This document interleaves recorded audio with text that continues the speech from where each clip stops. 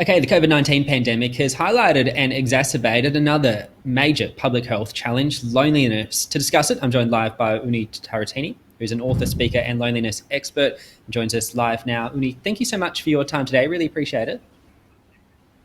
Thank you so much for having me.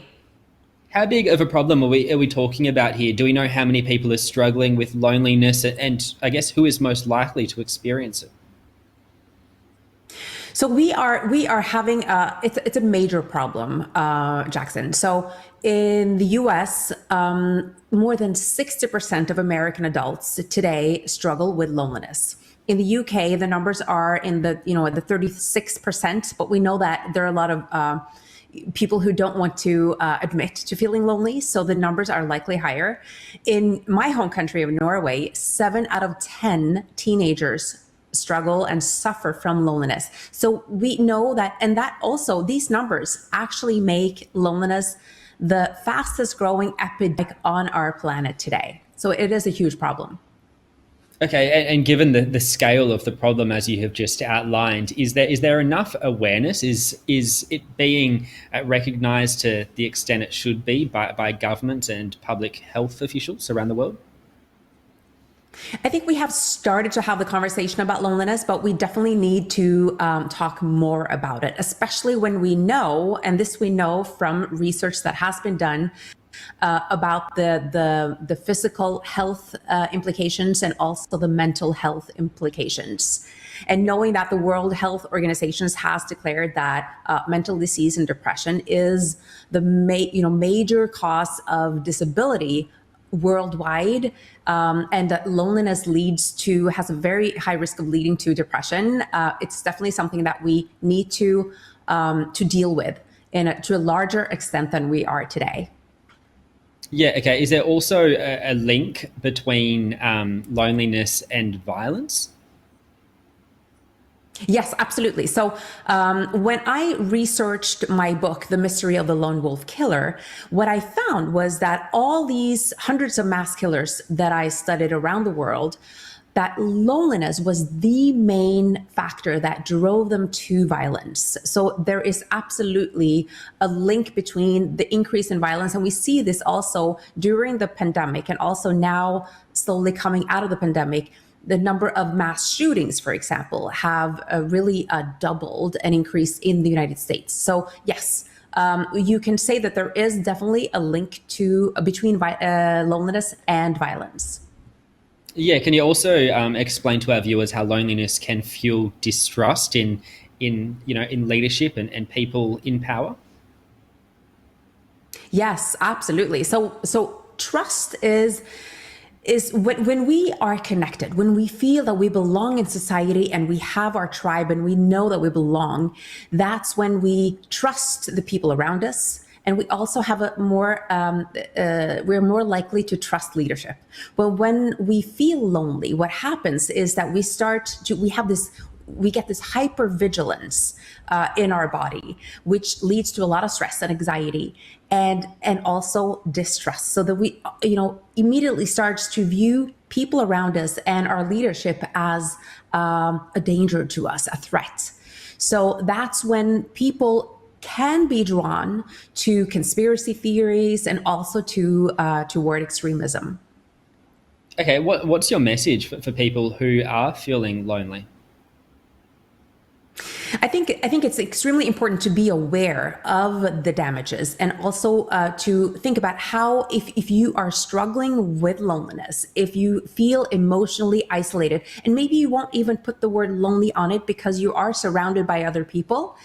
You may be feeling disconnected or empty.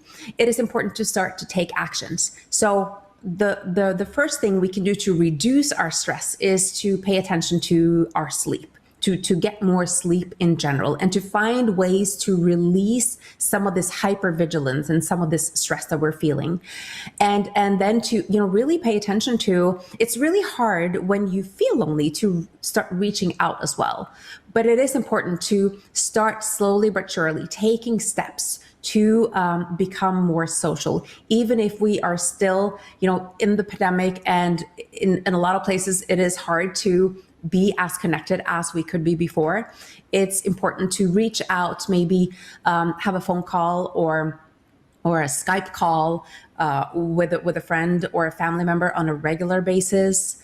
And even if you're not feeling lonely, reach out to the people around you, check in, see how they're doing. Okay, and I guess it's quite important to really emphasize that loneliness won't end when the coronavirus pandemic does. Absolutely. It is something that we have to learn how to live with, and also to find solutions for it, not only by ourselves, but also as a society, as governments, as leaders, to find ways to create more connection in the workspace, also to find more connection and belonging in our society, to decrease the polarity that we are experiencing right now, and to also to increase improve our general health, because loneliness is a major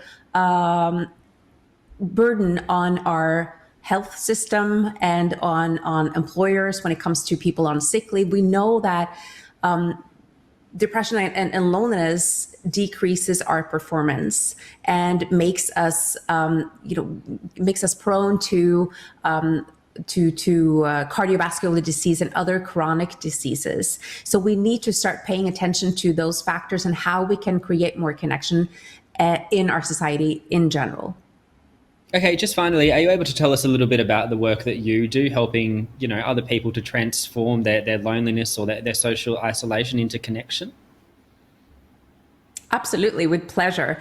So for me, I have struggled with loneliness for a big part of my life because we moved around a lot when I was a child, and I always felt like the kid that was out of place. And then really when I started really studying loneliness was back in 2011. We had this horrific mass killing here in Norway, when Anders Breivik killed 77 people.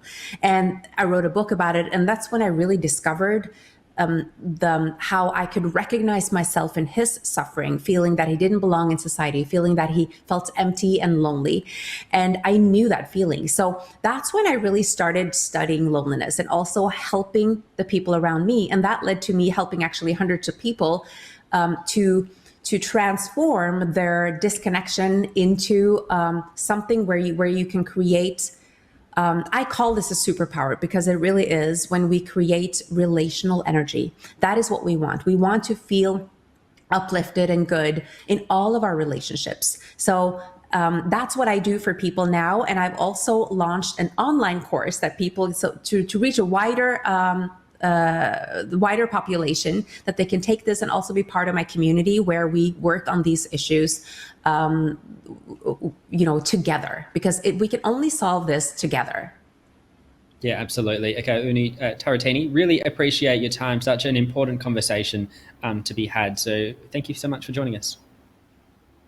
Thank you so much for having me. And can I just add that if you go to my website, my name, you just Google my name, go to my website or my Instagram account, you can download, I have a free guide that you can download, and also so you become part of my world and see if there's anything that I can do to help you. That would be great. Thank you so much.